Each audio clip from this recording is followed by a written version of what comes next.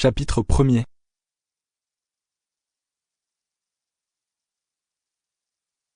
Théos plongea vers la campagne, plein d'une furie qu'il ne pouvait plus retenir.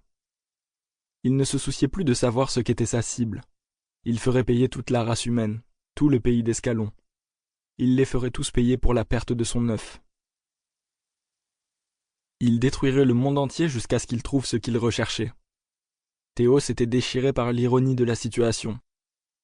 Il avait fui sa patrie pour protéger son œuf, pour épargner à son enfant la colère de tous les autres dragons, tous menacés par sa descendance, par la prophétie selon laquelle son fils deviendrait maître de tous les dragons. Ils avaient tous voulu le détruire et ça, Théos ne pourrait jamais le permettre. Il avait repoussé les autres dragons, avait reçu une blessure grave en se battant et s'était enfui, blessé. Il avait traversé de nombreux et vastes océans, parcouru des milliers de kilomètres pour arriver jusqu'ici, sur cette île d'humains, à cet endroit où les autres dragons ne viendraient jamais le chercher. Tout ça pour trouver un endroit où abriter son œuf. Pourtant, quand Théos avait atterri et avait placé son œuf sur le sol d'une forêt lointaine, cela l'avait laissé sans défense. Il l'avait chèrement payé en se faisant blesser par les soldats pandésiens et quand il s'était enfui en hâte, il avait perdu toute trace de son œuf. Il ne devait avoir survécu qu'à cette humaine, Kyra. Par cette nuit de confusion, au sein de la tempête de neige et des vents déchaînés, il n'avait pas réussi à retrouver son œuf, que la neige avait recouvert, bien qu'il ait décrit des quantités de cercles en l'air et cherché sans relâche.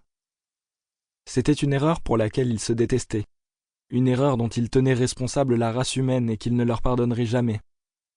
Théos plongea encore plus vite, ouvrit grand les mâchoires, rugit de rage en faisant trembler les arbres eux-mêmes et cracha un torrent de flammes si chaud qu'il eut lui-même un mouvement de recul. C'était un énorme torrent, assez puissant pour rayer toute une cité de la carte, et il s'abattit sur sa cible fortuite. Un petit village de campagne qui avait la malchance de se trouver sur sa route. En dessous, plusieurs centaines d'humains, répartis dans des fermes et des vignes, étaient inconscients de la mort qui allait les faucher. Le visage figé par l'horreur, ils levèrent les yeux alors que les flammes descendaient, mais il était trop tard.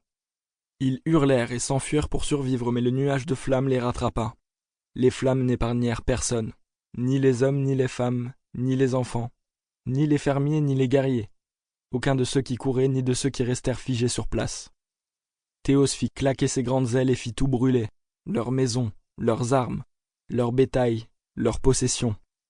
Ils allaient tous payer, chacun d'entre eux. Quand Théos finit par remonter, il ne restait plus rien. Le village avait été remplacé par un grand incendie, des feux qui ne tarderaient pas à le réduire en cendres. Théos se dit que c'était approprié.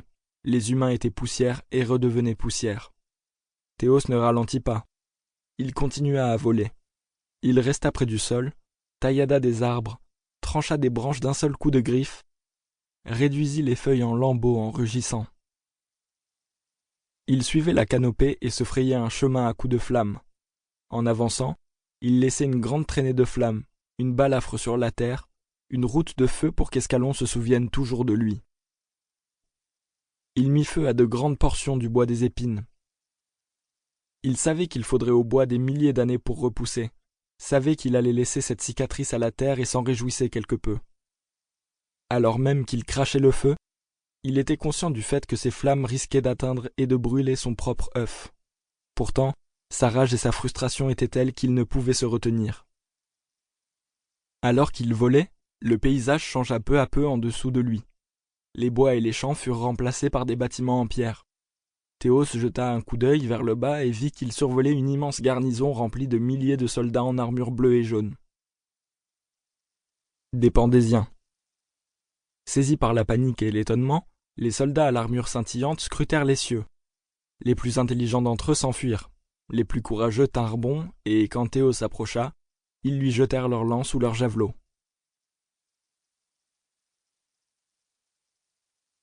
Pour continuer à écouter ce livre audio gratuitement, cliquez sur le lien dans la description et vous pourrez l'écouter en entier sans frais grâce à l'essai de 30 jours d'Audible.